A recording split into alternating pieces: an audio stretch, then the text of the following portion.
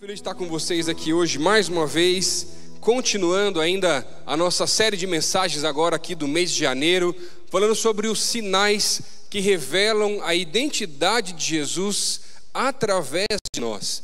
Mas antes de a gente entrar na mensagem, queria que você pudesse junto comigo reconhecer aqui nesse templo, aqui nesse lugar, todos os nossos voluntários, o pessoal do som, o pessoal da iluminação, o pessoal de Libras, o pessoal do louvor, o pessoal que chegou muito mais cedo para preparar todo esse culto, o pessoal que está nos andares que são embaixo aqui do palco, trabalhando agora, a galera do CGUAN, da recepção e tantos outros ministérios que com certeza eu devo ter esquecido de alguém.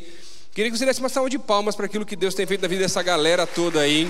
Acho que agradecer a cada um dos nossos voluntários que chegam mais cedo, vão embora mais tarde muitas vezes, para a gente poder ter esses nossos cultos aqui juntos. Amém.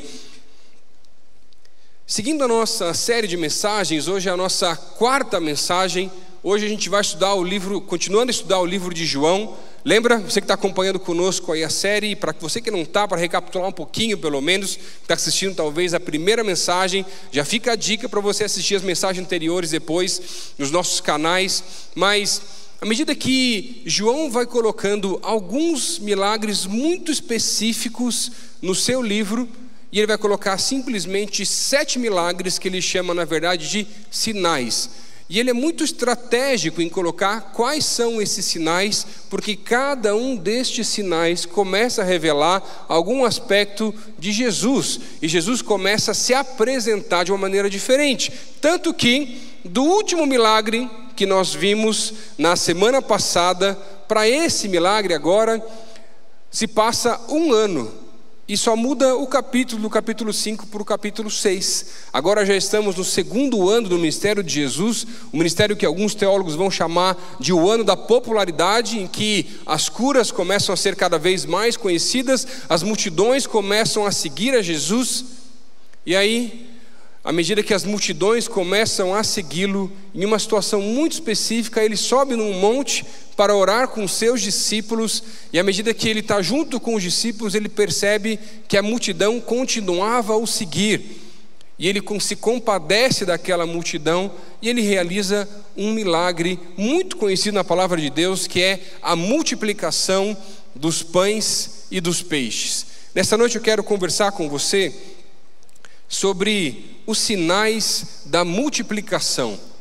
E como que na minha vida e na sua vida a gente pode aplicar esse princípio tão importante da palavra de Deus também na multiplicação, não só dos recursos, porque provavelmente quando a gente fala sobre isso, tem muita gente que já pensa só em dinheiro, só em investimento, também faz parte, mas muito mais do que isso, na bondade, na generosidade, no domínio próprio e em outras áreas que a gente vai conversar aqui hoje também nessa mensagem.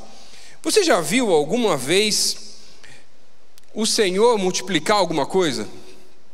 Já viu? Ouviu alguma história? Fora as histórias bíblicas, quem sabe aí em alguma igreja que já participou, quem sabe na nossa igreja, quem sabe na tua casa, quem sabe em alguma família que você já conheceu. Você já ouviu alguma história do Senhor multiplicando alguma coisa?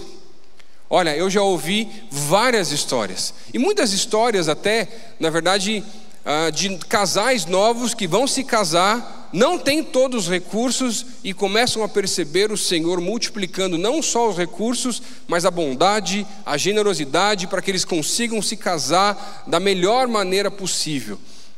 Mas sabe que eu ouvi uma história um tempo atrás de um pastor amigo meu.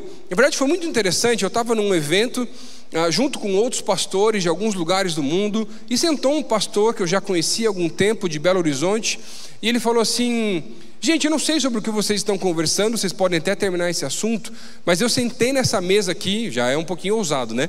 Eu sentei nessa mesa aqui porque eu queria conversar com vocês, eu queria ouvir quais são os milagres que Deus está fazendo lá na igreja de vocês. Primeiro, para começar com uma conversa dessa, já tem que ser um cara um pouquinho diferente. A gente estava conversando sobre as coisas mais corriqueiras, nem tinha nada tão importante. Na hora a gente parou os assuntos e começou a conversar, e ele contou uma história que eu lembro, que me marcou muito, porque ele contou que uma certa vez ele, junto com uma galera que ele tinha convidado da igreja, para ir numa congregação da igreja deles para ajudar num final de semana com um mutirão de reformas. Mas, por falta de planejamento, alguém esqueceu de comprar brita. Se você não sabe o que é brita, tá? É pedra para usar na construção, tá? Já vira até um pouquinho para subir a cultura aqui também na tua vida. Se você não sabe o que é isso, já ajuda um pouco mais. Mas, voltando, aí alguém tinha esquecido, que era o responsável para comprar aquelas pedras, a brita para a construção, porque eles tinham que fazer toda uma calçada bem extensa, bem grande, e mais uma laje ainda naquele final de semana. Já tinha o equipamento, já tinha as pessoas para poderem ajudar e participar junto daquilo, mas alguém tinha se esquecido de comprar a brita. Só que numa cidade menor, as coisas fecham cedo. Chegou sábado, meio-dia, tudo fechado.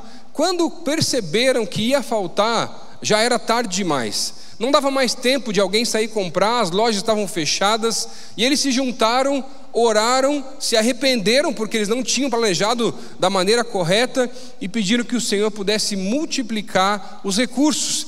E a cada pasada que eles davam numa montanhazinha que tinha sobrado de brita muito pequena, parecia que não saía nada.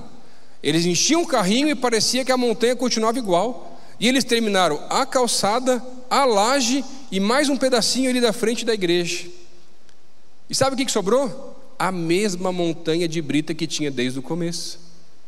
No outro final de semana eles foram fazer uma outra obra. E aí a brita acabou rapidinho. Sabe, o Senhor Jesus continua multiplicando tantas coisas no meio do seu povo. Estava junto nessa mesma mesa, tinha um pastor de Ruanda, e ele estava comentando um pouquinho sobre as dificuldades que a igreja dele havia enfrentado e ainda enfrentava por causa do genocídio que aconteceu com o povo Tutsi lá em Ruanda no ano de 94. E muitos jovens e muitas crianças perderam toda a sua família. Aqueles que eram da igreja ou que foram se agregando à igreja, com o tempo também começaram a noivar à medida que foram ficando mais velhos, mas não tinham os pais, não tinham os avós, não tinham parentes próximos. Quando, num ato de multiplicação do Senhor, alguns casais da igreja começaram a adotar alguns daqueles jovens, não para morar na sua casa, mas para serem como se fossem os seus pais, para acompanhá-los com relação ao relacionamento, com relação ao noivado, para ensiná-los com relação a algumas situações. Mas o tempo foi passando e começou um mover de Deus no meio daquela igreja, que multiplicou tanto a bondade naquele lugar, que todas as famílias que adotavam algum daqueles novos casais também se comprometiam não só a encontrá-los, não só a ajudá-los a crescer espiritualmente, mas se comprometiam também a pagar toda a festa do casamento. E começou a mover no meio da igreja, e à medida que aquilo ia acontecendo, cada vez mais e mais famílias iam fazendo o mesmo, e isso continua acontecendo até os dias de hoje, com ainda alguns jovens ainda que sofrem com toda a situação por causa daquele genocídio. E eu continuo vendo o Senhor se revelar de maneiras tremendas, mesmo em meio a uma das maiores atrocidades que a humanidade já passou naquele lugar. Os sinais descritos por João revelam a identidade de Jesus, mas cada sinal que ele realizava também revela como os seus discípulos também poderiam revelar Jesus através das suas vidas. E o que o Senhor quer falar para mim e para você hoje é que nós precisamos revelar a Jesus também através da multiplicação. Mas lembra, não estamos falando aqui apenas de recursos. É uma parte muito pequena do que nós queremos falar hoje aqui. Estamos falando aqui da minha e da tua vida, à medida que nós multiplicamos, à medida em tudo aquilo que nós colocamos a mão e o Senhor nos abençoa, as pessoas que estão à nossa volta começam a perceber que existe algo de diferente em nós. E isso começa a revelar Jesus. O que está acontecendo?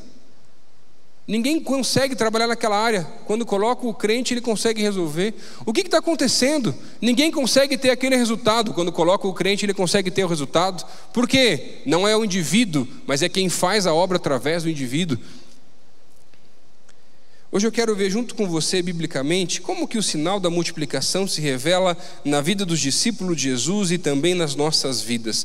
Abre a tua Bíblia aí no livro de João, capítulo 6, a gente vai ler do primeiro versículo até o versículo 15, para entender um pouquinho mais sobre essa história de Jesus.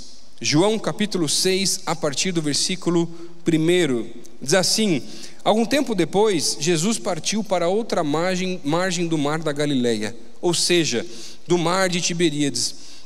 Grande multidão continuava a segui-lo, porque viram os sinais miraculosos que ele tinha realizado nos doentes.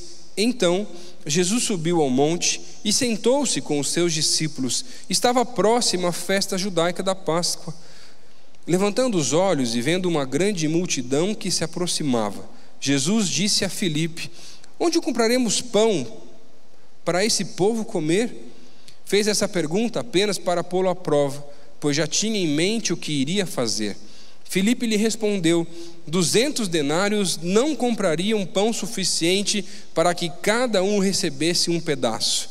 Outro discípulo, André, irmão de Simão Pedro, tomou a palavra: aqui está um rapaz com 5 pães de cevada e 2 peixinhos, mas o que é isto para tanta gente? Disse Jesus: mandem o povo assentar-se. Havia muita grama naquele lugar e todos se assentaram. Eram cerca de 5.000 homens. E então Jesus tomou os pães, deu graças e os repartiu entre os que estavam assentados, tanto quanto queriam, e fez o mesmo com os peixes. Depois que todos receberam o suficiente para comer, disse aos seus discípulos: ajuntem os pedaços que sobraram, que nada seja desperdiçado. E então eles os ajuntaram e encheram 12 cestos com os pedaços dos 5 pães de cevada deixados por aqueles que tinham comido. Depois de ver o sinal miraculoso que Jesus tinha realizado, o povo começou a dizer: sem dúvida, esse é o profeta que deveria vir ao mundo. Sabendo Jesus que pretendiam proclamá-lo rei à força, retirou-se novamente sozinho para o monte. Vamos orar mais uma vez? Deus, nós estamos reunidos aqui, participando desse culto nas mais diversas formas, seja presencialmente, online, alguns que estão nos escutando pela rádio nesse momento. Mas nós queremos pedir, Deus, independente de onde nós estamos, que o Senhor venha falar aos nossos corações, Pai. Nós abrimos nossos corações para entender e descobrir como que nós podemos aplicar esse princípio da Tua palavra, da multiplicação também nas nossas vidas, Pai. Por favor, Senhor, fala conosco, essa é a nossa oração, no nome de Jesus. Amém. O sinal da multiplicação, ele revela que Jesus pode suprir todas as nossas necessidades. E hoje eu quero entender como que a multiplicação pode ser um sinal espiritual na nossa vida e pode sim revelar Jesus também através da nossa vida. O primeiro sinal que vai começar a revelar Jesus através da nossa vida, com relação à multiplicação, é o sinal da multiplicação da visão. Do versículo 5 ao versículo 7, a gente vê o Senhor Jesus testando alguns dos seus discípulos. Ele começa testando a Filipe e vai perguntar para Filipe: Filipe, como é que a gente pode suprir a fome de todas as pessoas que estão aqui, dessa multidão toda que está aqui à nossa frente? E Filipe rapidamente começa a tentar responder aquela pergunta de Jesus da maneira que muitos de nós também respondem aos problemas e situações da nossa vida. Com como? Dinheiro. Falta recurso. E ele faz um cálculo na cabeça dele e para ele 200 denários, mesmo esse valor não seria suficiente para pagar ou para comprar todo o alimento necessário para aquele povo que estava lá à frente. E os relatos vão dizer que eram 5.000 homens. Os comentaristas bíblicos vão falar que com relação a isso, como naquela época apenas os homens eram contados, juntando agora as mulheres e as crianças, deveria ser uma multidão de cerca de 15.000 pessoas. Qual seria o valor financeiro necessário para alimentar uma multidão desse tamanho? E essa era a pergunta de Jesus para Filipe. Mas Jesus já sabia o que ele iria fazer e ele estava colocando o seu discípulo ali à prova. Estava testando.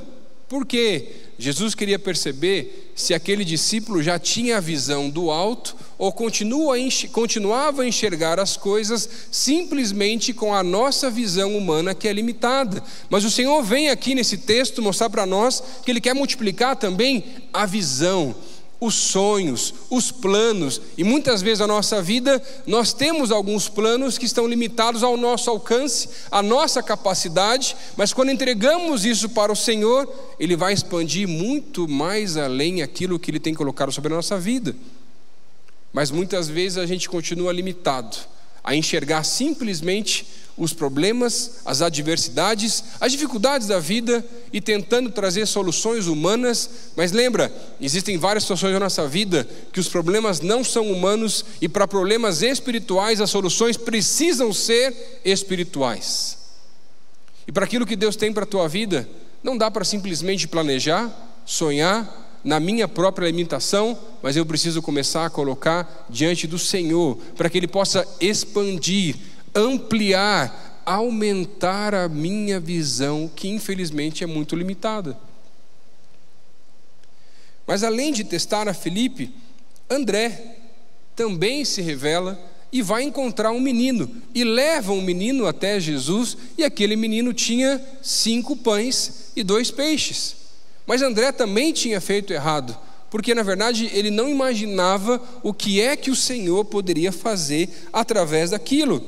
Porque na verdade o que André revela é que os recursos humanos continuam sendo limitados para situações espirituais. Onde na tua vida os recursos têm sido limitados para situações que você tem vivido, porque na verdade você continua lutando as batalhas da tua vida na tua própria força, na força do braço, quando existem áreas que são completamente espirituais.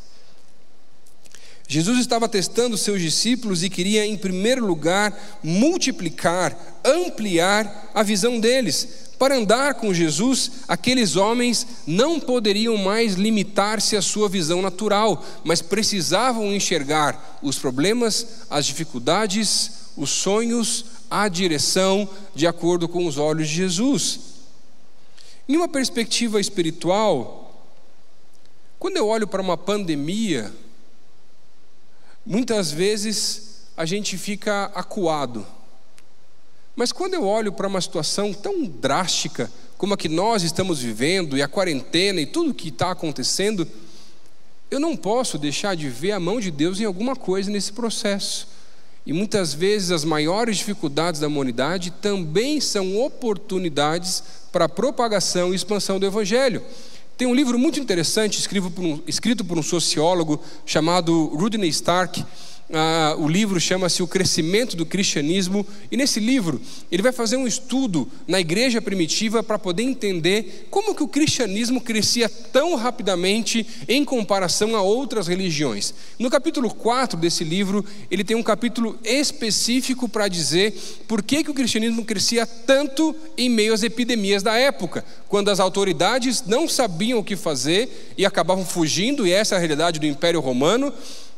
Os cristãos eram aqueles que ainda assim continuavam a ajudar as famílias, seja quais forem as medidas de segurança. Quais são as oportunidades que nós estamos perdendo ainda durante a quarentena? Posso falar? Durante a quarentena, eu nunca fui tão próximo dos meus vizinhos como eu tenho sido. Durante a quarentena eu tenho orado como nunca, para que o Senhor possa converter meu prédio inteiro. Mas além de orar, eu tenho tomado iniciativas para se aproximar cada vez mais de cada um deles, porque eles também são alvo da misericórdia do Senhor, do amor dele. Quais são as oportunidades que às vezes a gente não está conseguindo enxergar, porque a nossa visão é limitada? Jesus quer multiplicar, expandir, aumentar a nossa visão, para que possamos começar a acreditar que Ele pode fazer muito mais através da minha vida e da sua vida, porque quando Ele fizer, não tem como ter justificativa para dizer que foi você que fez, e aí a glória é só dele. Alguns anos atrás, quando nós estávamos ainda sonhando, talvez com a possibilidade de organizar um primeiro evento num estádio através da Semana de Avivamento, nós já tínhamos feito esse evento nos últimos 5 anos, nos últimos 4 anos, ainda não tínhamos pensado em algum lugar fora de igreja que envolvesse algum recurso financeiro, porque o evento, você conhece, ele passa de igreja por igreja e não tem nenhum custo para isso, então é muito mais tranquilo. E aí a gente começou a pensar em talvez fechar o último dia do evento em algum lugar um pouco maior do que os maiores templos que recebiam os últimos dias desse evento, que seria para umas 5 ou 7 mil pessoas. Esse era o nosso plano, essa era a nossa visão. Nós sonhávamos talvez em um dia chegar num estádio, mas a gente nunca achou que ia ser tão rápido. E a gente começou a procurar alguns lugares que comportassem essa capacidade de pessoas. Até que as portas de Deus começaram a se abrir e Ele começa a revelar a visão do alto. Ele começa a revelar aquilo que Ele tinha e não aquilo que estava ainda na nossa limitação. E aí a gente começou a ver um espaço do lado do estádio da Arena da Baixada que comportava mais ou menos essa quantidade. Quando o Senhor começou a abrir as portas do estádio, a gente, na nossa limitação, ainda começou a imaginar que ia ser só o anel inferior, que já seriam 17 mil pessoas, gente. É um absurdo pensar num negócio desse para quantas pessoas, para tanta gente na cidade de Curitiba, que não é tão expressiva com relação ao Evangelho nacionalmente falando. Você sabe disso. Aí daqui a pouco Deus fala, agora eu quero o anel superior também, 40 mil pessoas. E a gente achou, não sei se vai lutar. Será que vai vender todos os ingressos? Será que o povo vai vir? Até que Deus fala, agora eu quero também o gramado. 50 mil lugares. Por quê? Deus está expandindo a nossa visão. Deus está tirando as nossas limitações. Deus está começando a trabalhar na minha vida e na tua vida, que Ele tem muito mais para mim e para você. Mas as nossas respostas para Deus, naquilo que Ele tem nos pedido, continuam sendo humanas e não espirituais. Como é que você enxerga a tua vida, os problemas, com a visão natural ou com a visão da multiplicação espiritual? Na visão espiritual, 5 pães e 2 peixes podem sim alimentar uma multidão. Na visão espiritual, maná pode cair do céu. Na visão espiritual, um estádio todo pode se lotar em pouco tempo. Na visão espiritual, a água é transformada em vinho. Onde que você precisa multiplicar a sua visão pelo coeficiente espiritual, assim como foi também na vida dos discípulos? O segundo sinal que esse texto começa a mostrar para a gente com relação à multiplicação é que a multiplicação acontece através daquilo que nós temos nas nossas mãos. O versículo 8 e o 9 dizem assim: outro discípulo, André, irmão de Simão Pedro, tomou a palavra.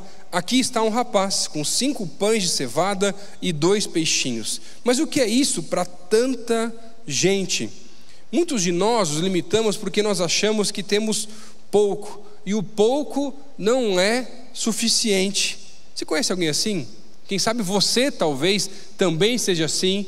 Você se menospreza, você não acha que é bom o suficiente, você acha que talvez fique gastando tempo e perdendo tempo imaginando, se eu tivesse dinheiro, se eu tivesse as mesmas oportunidades do que aquela pessoa, se eu tivesse nascido em outra família. E tem gente que fica passando tanto tempo pensando nessas coisas que perde de usar aquilo que Deus tem colocado sobre as mãos. E não importa se é pouco, ou se você acha que é quase nada, enquanto você não começar a usar o que você já tem hoje nas tuas mãos, Deus não vai multiplicar nada na sua vida. Não estamos falando aqui apenas de recursos, estamos falando também de tempo, de compaixão, de oportunidades, de portas que se abrem, de portas até mesmo que se fecham algumas vezes na nossa vida. O que Moisés tinha nas mãos? Um cajado. E quando Deus pergunta para Moisés, e ele responde que era um cajado, em Êxodo no capítulo 4, vai falar, então é com um cajado que eu vou libertar o povo da escravidão. O que Davi tinha nas mãos? Uma funda. E com 5 pedrinhas, ele é aquele que junto com o Senhor consegue derrotar um gigante. O que o menino tinha nas mãos? 5 pães e 2 peixinhos. Mas sabe o que muda muito com relação a quando a gente olha para esse texto específico, quando eu olho para a vida daquele menino, é que ele entregou tudo. Talvez aquela família, aquela mãe fosse um pouquinho mais organizada, entre outros que estavam ali.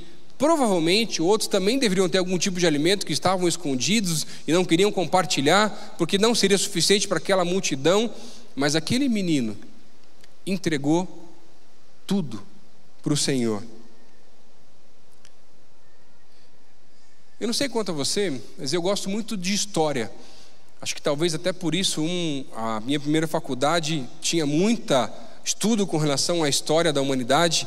Se você não sabe, eu sou formado também em relações internacionais, e uma das coisas que a gente mais estudava eram os conflitos entre as nações. E uma das vezes que nós estávamos estudando sobre a Segunda Guerra Mundial, à medida que em 1954, pouco antes ali do final da guerra totalmente, à medida que o Japão, de uma maneira um pouquinho mais desesperada, depois de ter perdido muitos pilotos experientes, começa agora com mais de 2.000 aeronaves, 2.500 e poucas, se não me falha a memória, a trazer com que novos pilotos, ou muito mais jovens e até inexperientes, se tornassem kamikazes. E eles enchiam os aviões de explosivo para que eles fossem em direção às embarcações e alguns lugares estratégicos para explodir aqueles lugares, como uma estratégia de guerra. Muito questionável, com certeza, não tem nada a ver com relação à vida da pessoa, mas era uma estratégia que eles tinham usado. Mas existia algo muito interessante naquilo, porque os aviões, para quem lida com a questão da aeronáutica, tem uma luz vermelha, um lugar indicador no combustível que eles chamam de o ponto de não retorno, ou a partir daquele ponto você não consegue mais voltar para a origem de onde você saiu, você só consegue parar num outro lugar. E à medida que aqueles pilotos estavam cruzando ali o Pacífico e eles chegavam no ponto de não retorno, vinha uma decisão: ou voltar para a vergonha, ou continuar caminhando também para a morte. Mas por mais questionável que fosse aquela decisão, eu vejo que muitas vezes na nossa vida a gente continua ainda tentando buscar uma garantia com o Senhor. E na nossa vida, à medida que nós estamos caminhando com o Senhor e chegamos no mesmo ponto de não retorno, a gente prefere voltar para o velho homem e voltar para as nossas garantias e voltar para aquilo que nós temos como confiança, onde nós conseguimos firmar os pés e deixamos de viver o sobrenatural de Deus na nossa vida. Por quê? Eu continuo tentando garantir e eu não consigo entregar tudo para o Senhor. E quando eu falo tudo, eu estou falando da tua vida. E a gente não consegue. A gente entrega uma parte, mas tudo, pastor. Eu estava numa conferência que foi até aqui na nossa igreja, e o pastor Roberto Botrel estava pregando naquele dia. Ele que é de Belo Horizonte, e ele estava comentando sobre uma experiência que ele teve com o Senhor, que me impactou muito, na verdade. Foi em 2016, se não me falha a memória, que ele esteve aqui conosco. E a história dele me inspirou de tal forma que eu voltei para casa, e ele dizia que ele precisou entender que ele tinha que entregar tudo. E tudo os recursos, porque eles não são meus, são de Deus, e se Ele pedir, eu vou lá e vou fazer o que Ele pedir para eu fazer. Não se alguém pedir, o que Deus me pediu para fazer. Que o tempo dele era de Deus, que a vida dele é de Deus, que os filhos dele também eram do Senhor, e tudo que ele tinha. E eu voltei para casa impactado com aquela história. Eu peguei um cheque lá em casa, e eu assinei e escrevi: tudo que eu tenho é de Deus. Comprei um quadro, coloquei esse cheque num quadro, coloquei na minha parede para poder me lembrar sempre que tudo que eu tenho é de Deus. Será que você já entregou tudo das mãos de Deus? Não com um propósito errado, porque eu entrego, então multiplica, porque Deus sonda os nossos corações. Se você fizer isso, não vai acontecer. Mas de maneira sincera, diz assim: Senhor, se não fosse você, eu não ia ter nada mesmo. E por isso também eu entrego tudo para o Senhor.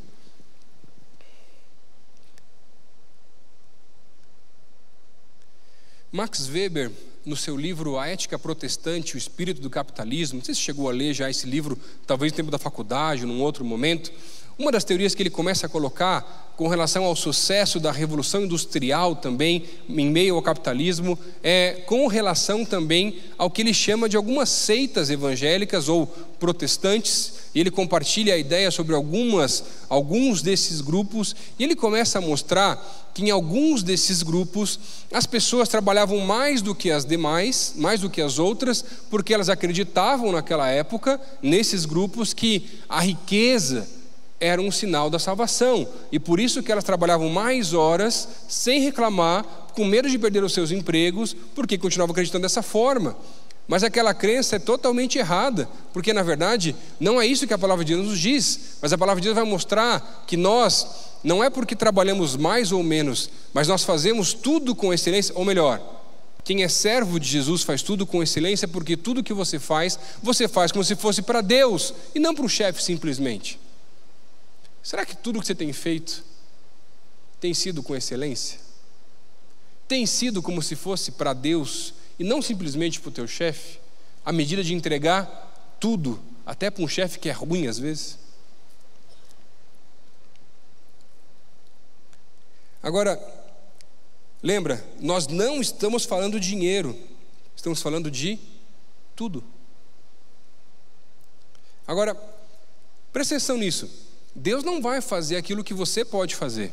Deus vai fazer o sobrenatural, aquilo que não está ao alcance das mãos humanas. Por isso, quando eu olho para a palavra de Deus, por exemplo, na vida do profeta Eliseu, quando o machado afunda, o que Deus faz? Deus faz o machado flutuar. E aí Eliseu vai falar: pega o machado. Porque alcançar o machado na superfície da água era algo que o homem podia fazer. Mas tirar o machado do fundo do rio era algo, fazê-lo flutuar do fundo do rio, era algo que só o Senhor podia fazer. O Senhor vai fazer aquilo que está com relação à necessidade, aquilo que Ele precisa fazer de sobrenatural. Agora, aquilo que está no teu alcance, nas tuas mãos, Ele não vai fazer. Você deixa de ser folgado e ficar orando por milagre quando é coisa que você pode fazer. O cara está lá: Senhor, eu preciso de um milagre, eu preciso de um trabalho, mas não manda currículo, não corre atrás, não quer saber de nada. Senhor, o Senhor sabe que o maior desejo do meu coração é ser rico, mas não trabalha, não gosta de trabalhar, quer ficar em casa o dia inteiro. Não vai acontecer nada, gente. Acorda para a vida. A Bíblia vai falar sobre o trabalho.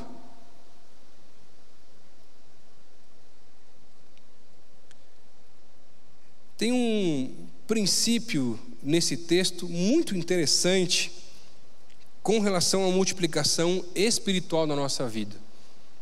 Jesus ensina um processo da multiplicação do quê? De tudo.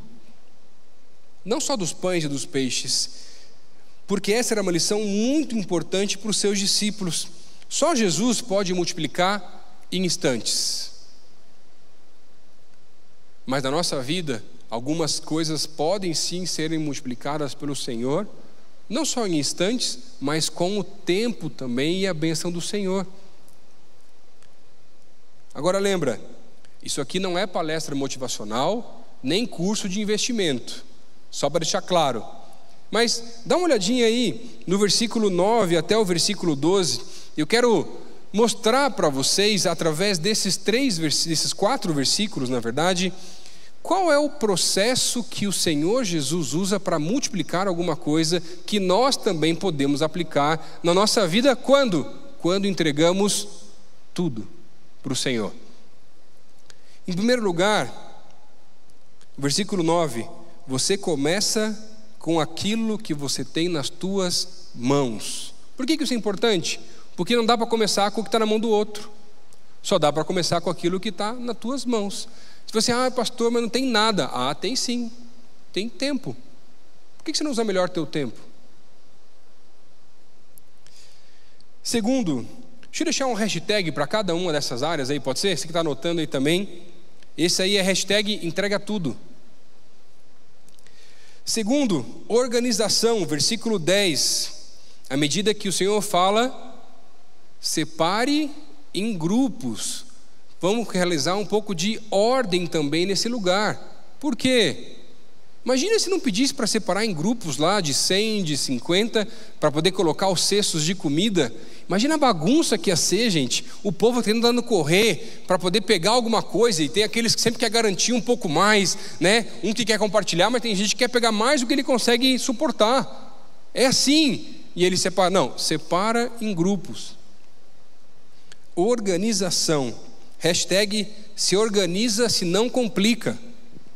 Sabe o que acontece com quem não se organiza? Se sabota, perde oportunidade, é talento desperdiçado, dom que o Senhor colocou menosprezado na nossa vida. É verdade. Em nome de Jesus, esse ano, se organiza. Não fica colocando uns planos gigantescos lá que você sabe que não vai conseguir fazer. Coloca metas alcançáveis, mas se organiza. Quando eu olho para a palavra de Deus, eu lembro, por exemplo, de Moisés, ficando quase louco, tentando atender todo o povo no meio do deserto, e aí vem o seu sogro e fala assim: Moisés, assim não vai rolar. Está na hora de você levantar líderes em meio ao povo, levanta líderes de 1000, de 100 e de 50. Jetro dá esse conselho para ele em Êxodo 18. Por quê? Se organiza. As coisas no reino de Deus são realizadas em ordem, não em bagunça. Terceiro, agradeça. Hashtag agradece que cresce. Por que isso é importante? Se você não é agradecido com relação àquilo que Deus tem colocado nas tuas mãos, sobre a tua responsabilidade, e olha mais para a grama do vizinho do que para a sua, Deus não vai te abençoar. E não vai fazer crescer, aumentar aquilo que Ele já tem colocado sobre as tuas mãos. Lembra da parábola dos talentos. Aquele que enterrou, perdeu. Por quê? Não era grato. E não conseguiu se organizar para fazer acontecer. Quarto princípio, já no versículo 10, o texto vai dizer que ele, à medida que deu graças, agora começa a repartir entre as pessoas. Hashtag não seja egoísta. Por quê? Deus não vai abençoar a tua vida só para você. Deus vai abençoar a tua vida para você abençoar outras pessoas também. Nas mais diversas formas, nas mais diversas áreas. E último princípio da multiplicação que o texto coloca para a gente é, no versículo 12, não desperdice. Hashtag rapa o prato. Sabe o que o Senhor está falando aqui? De comida. Mas também está falando de recursos. Mas também está falando de tempo. Mas também está falando de vida. E tem muita gente desperdiçando a vida, os talentos e os dons que Deus deu. O terceiro e último sinal que eu quero ver com você aqui nessa noite é que a multiplicação, com relação a esse texto, também vai nos mostrar que a generosidade pode ser multiplicada. O sinal, um último sinal aqui no texto que evidencia a multiplicação da nossa vida é a generosidade. Versículo 12 vai dizer: depois que todos receberam o suficiente para comer, disse aos seus discípulos: ajuntem os pedaços que sobraram, que nada seja desperdiçado. E então eles os ajuntaram e encheram 12 cestos com os pedaços dos 5 pães de cevada deixados por aqueles que haviam comido. O milagre do Senhor Jesus já havia sido muito generoso. Todas as pessoas que estavam lá no meio daquela multidão já haviam se fartado e se alimentado mais do que suficiente, mas ainda assim o Senhor começa a mostrar um pouco mais o seu coração e começa a mostrar para os seus discípulos que eles não poderiam continuar desperdiçando algumas coisas da vida. E por isso que ele vai falar: juntem as sobras, e entre as sobras são juntadas 12 cestos cheios ainda de comida. E quando eu estava lendo o texto, me intrigou um pouco mais isso. Eu falei assim: Deus, mas para que juntar as sobras? E o que fazer com estas sobras se todo mundo que estava ali presente já tinha comido?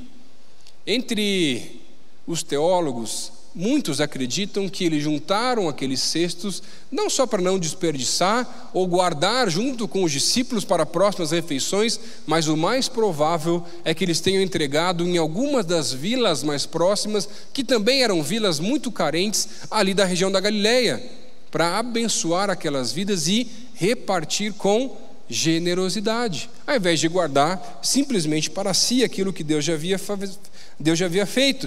Jesus estava trazendo os discípulos de volta para a realidade, para mostrar para eles que o milagre havia acontecido, mas a realidade era que ainda existiam muitas pessoas ao redor de onde eles estavam, em meio às vilas que também precisavam de alimento. Uma bênção de Deus que recebemos e não multiplicamos é um desperdício.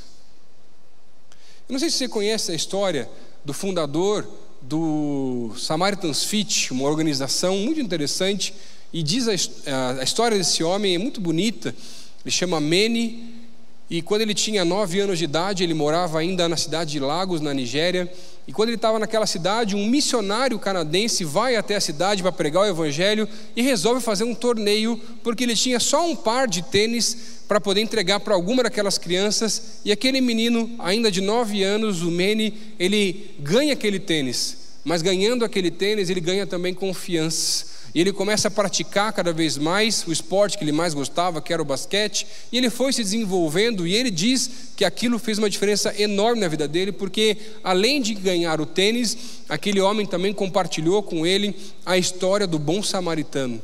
E naquele dia, a vida dele foi transformada, e à medida que ele começou a entender aqueles princípios, ele começou a ver que o Senhor tinha algo de especial para a vida dele, e aí, os anos se passaram, ele começou a ficar cada vez melhor no basquetebol, conseguiu uma bolsa esportiva para estudar nos Estados Unidos, se forma e começa a trabalhar na área de tecnologia, começa a ganhar muito dinheiro, e Deus chama ele numa viagem que ele estava fazendo de visita para a sua família, de volta para a Nigéria, para lembrá-lo que um dia alguém havia dado tênis para uma criança que nunca tinha calçado nada, e Deus chama ele para uma missão, que ele entende e começa a chamá-la de Samaritan's Fit, e ele viaja ao redor do mundo, não só levantando recursos, mas entregando pares de sapato para crianças que não têm recursos, mas além de entregar os pares de sapato, ele lava os pés das crianças com diversos voluntários, em parceria com diversas igrejas,